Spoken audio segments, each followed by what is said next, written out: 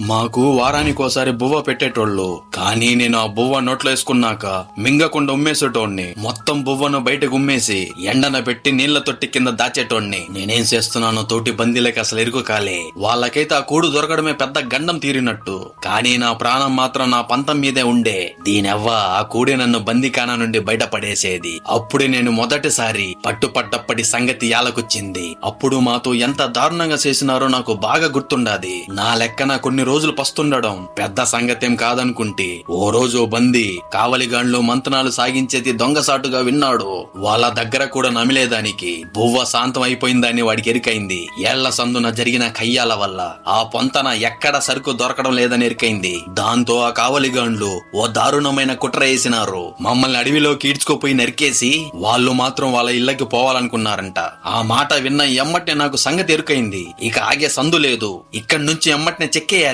పగటి పూట మాత్రం మమ్మల్ని కాసేపు అట్లా బయట తిరగనిచ్చేటోళ్లు. కానీ చీకటి పడితే చేతులు కాళ్లకు సంఖ్యలేసి కట్టేసేటోళ్లు. ఒకనాడు కావలిగాండ్లు కాడున్న చెక్క మొద్దుల్లో ఒక మేకు నా కంట పడినాది. ఎమ్మటే తోటి బందీలతో వాళ్ళ సూపు మళ్లించమని చెప్పితి. అటు వాళ్ళు వాళ్ళ సూపు తిప్పుతుండగా నేను పళ్ళపొడితో పళ్ళు తొమ్ముతున్నట్టు యాక్షన్ చేసితి. అదే సందులో నేను ఎవరి కంట పడకుండా ఆ మొద్దుల్లో నుంచి మేకు ఊడబికితి. వెనకాల మేకును పదును చేసి సన్నటి తాళం చెవిలాగా మార్చుకుంటే రాత్రి కావలిగండ్లు పోయినాక చీకట్లో దాచుకున్న మేకును బయటికి తీసితి. దాంతో నా చేతికున్న సంఖ్యలు ఇప్పేసుకుంటే అది చూసిన తోటి బందుల్లో కూడా జీవం లేసొచ్చినది.